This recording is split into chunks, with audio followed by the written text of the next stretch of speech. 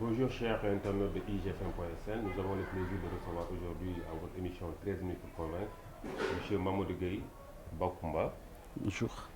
ancien maire adjoint délégué au logement et à l'habitat en Seine-Saint-Denis en France et cadre à la LD. Bonjour M. Gueye. Bonjour M. Fall. Alors M. Gueye, rapidement, si on avait à vous présenter davantage, quels seraient les détails qu'on n'a pas pu dire dans cette présentation? Bon, je pense que vous avez parlé l'essentiel, sauf que ce qu'il faut rajouter dans ce que votre présentation, qui est très bien d'ailleurs, c'est que bon, j'étais absent du pays pendant un certain nombre d'années. Donc, je cherche progressivement à revenir là, au bercail, hein, comme on dit. Et puis, voilà, quoi. Donc, c'est pour mettre quand même à l'actif tout le potentiel que nous disposions, les expériences que nous avons vécues, pour essayer de le faire partager avec le peuple du Sénégal. Alors, si je comprends bien, vous étiez en France, adjoint au maire dans une commune de Noisy-le-Sec. Oui. Noisy-le-Sec. Alors, rapidement, cette expérience.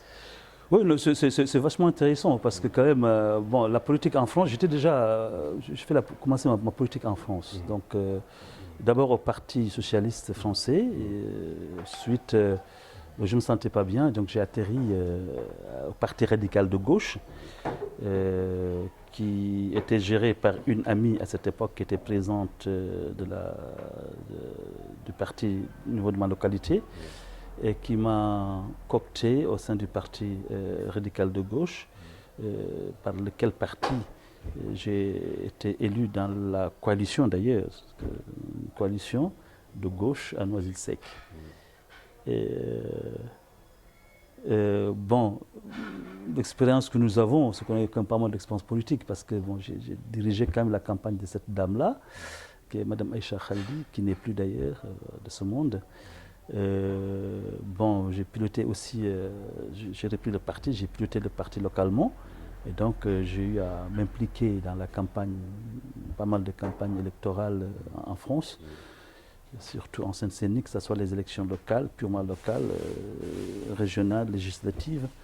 Donc quand même on a une certaine masse d'expérience, d'acquis qu'on pourrait partager avec le Sénégal. Hein. Alors, comment est-ce que vous êtes arrivé à la LD, cette transition? Excellente question, parce que c'est vrai que je n'ai jamais pensé moi-même un jour atterrir à la LD. Je me pensais d'ailleurs faire la politique au Sénégal, en réalité, sinon je l'aurais fait, parce que tous les partis politiques sénégalais sont représentés en Europe, c'est en France également. La LD, c'est un choix d'un homme, la personne de son secrétaire général, qui est M. Mamadou Ndoye. Mamadou Ndoye, je ne le connaissais pas auparavant. On m'a simplement parlé de Mamadou Ndoye en 1994. Je pense qu'à cette époque, il était ministre de l'alphabétisation, des choses comme ça. Il était dans l'éducation nationale en tout cas. Et en 1994, j'ai travaillé avec un groupe d'enseignants retraités qui s'appelle le GREF.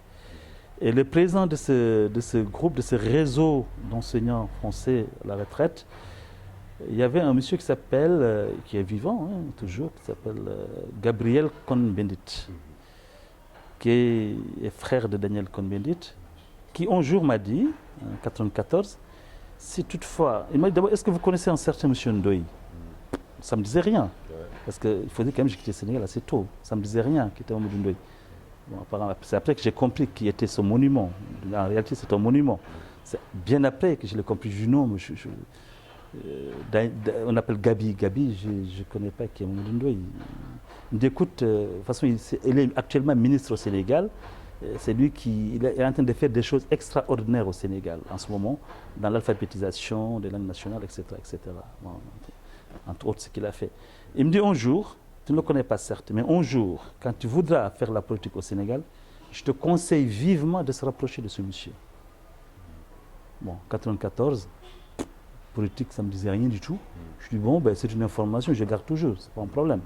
Un jour, ça va servir. Et en 2012, j'étais venu ici quand l'actuel président de la République a été élu, parce qu'il y avait un grand espoir, hein, on disait bon, on va l'aider, on va l'accompagner. Et surtout, j'étais trop séduit par sa fameuse phrase, la patrie avant le parti. Donc on dit, waouh, c'est rare qu'un Africain raisonne comme ça, la patrie avant le parti. Je dis, écoute, en tant que patriote et concitoyen, ben, il faut aller, quoi. Je pense que c'est le moment. Mais quand on est venu, on a regardé, je dis, bon, ben, des fois, on a des slogans qui sont vides de contenu, quoi. Concepts qui sont vides de contenu. Le langage, ce qui est dit et ce qui est la réalité. Parce que moi, j'étais persuadé qu'il allait se détacher de son parti et maintenant se consacrer au Sénégal. Voilà, donc, en parlant de Mamadou Ndoye, on revient sur la question. Et quand je suis venu, j'ai observé un peu, j'ai rencontré pas mal de leaders politiques, mais ça ne correspondait pas à mes attentes et à mes aspirations. Je dis, bah, écoute, rappelle-toi de ce monsieur qu'on t'avait parlé, M. Mamadou Ndoye. Je dis, ok, mais c'est lui l'actuel secrétaire général du parti. Au mois de décembre, en France, début janvier, j'ai envoyé des vœux, naturellement, à tout le monde, à tous les leaders politiques sénégalais, dont je disposais le contact téléphonique. Parmi ces leaders, il y a 2 personnes qui m'ont répondu, entre autres M. Ndoye et une autre personne, notre dirigeant d'un parti. J'ai écouté, je viens au Sénégal, j'aimerais bien qu'on se rencontre. L'un des 2, donc l'autre monsieur, que je ne citerai pas de nom, me dit ben, ma porte est ouverte. Je dis bon, ce n'est pas une réponse. Quand tu viens, ma porte est ouverte. Je dis bon, déjà celui-là, il doit être un peu limité. Quelqu'un qui dit ma porte est ouverte, je sais que ta porte n'est pas fermée, c'est fermée, tu ne fais pas de politique. Monsieur Ndoye m'a répondu, écoute, je suis d'accord à ce qu'on se rencontre. On a organisé jusqu'à trouver la date, l'heure et l'endroit. La seule personne. Quand je suis arrivé, nous avons discuté.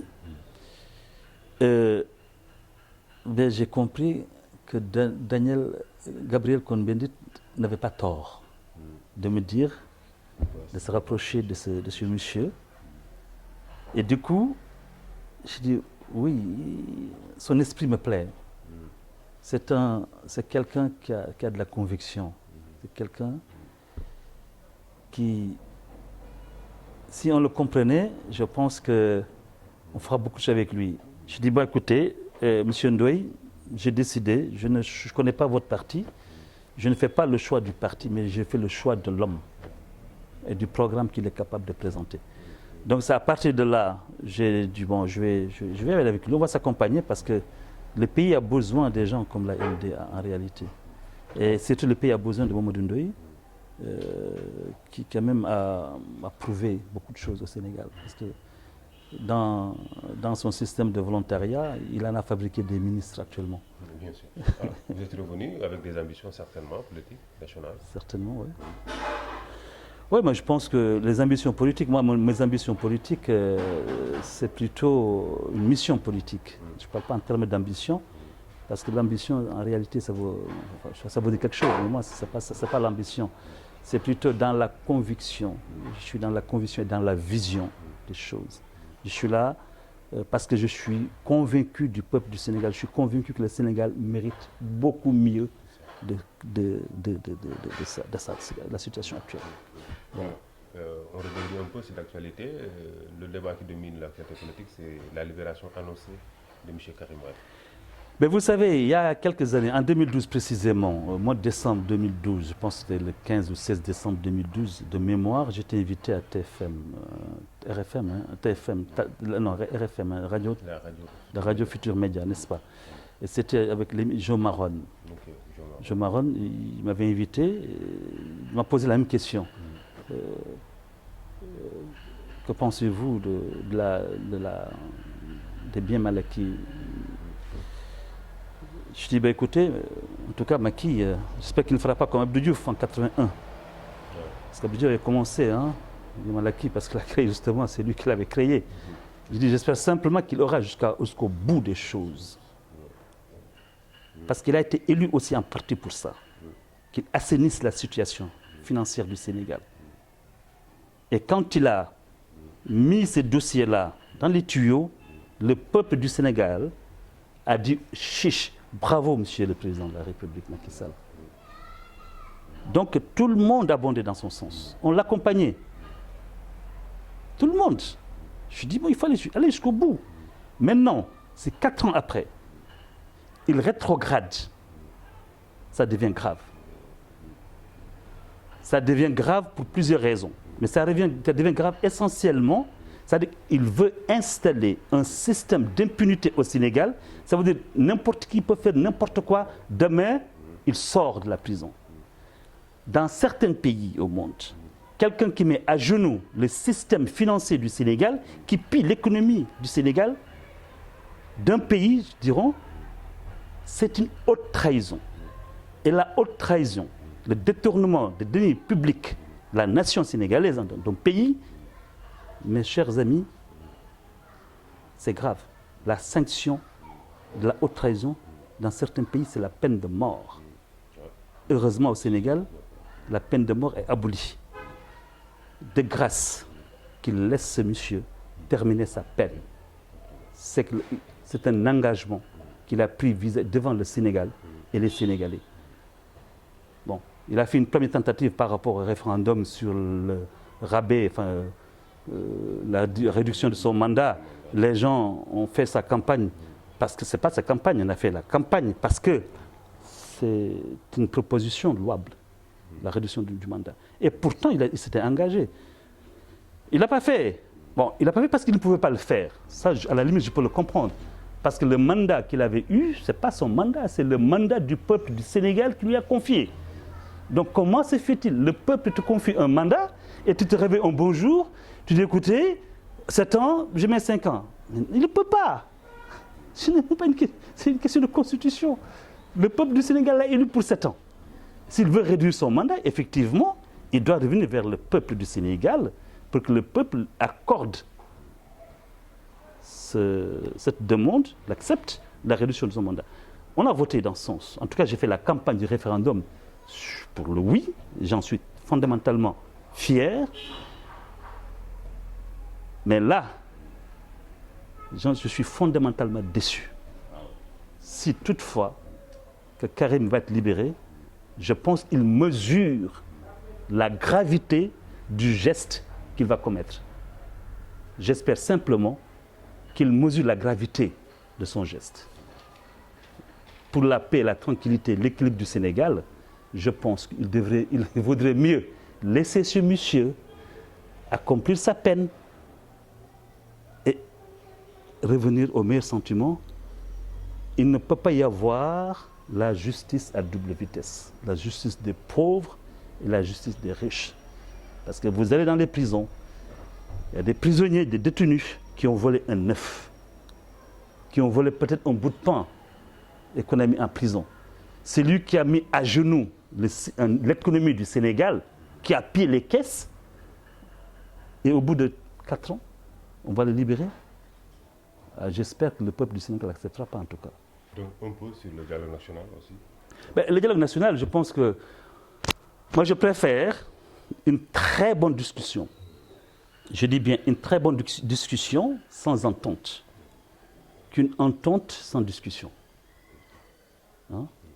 Une bonne discussion sans entente vaut mieux qu'une entente sans discussion. Parce qu'au moins, chacun sait de quoi il s'agit.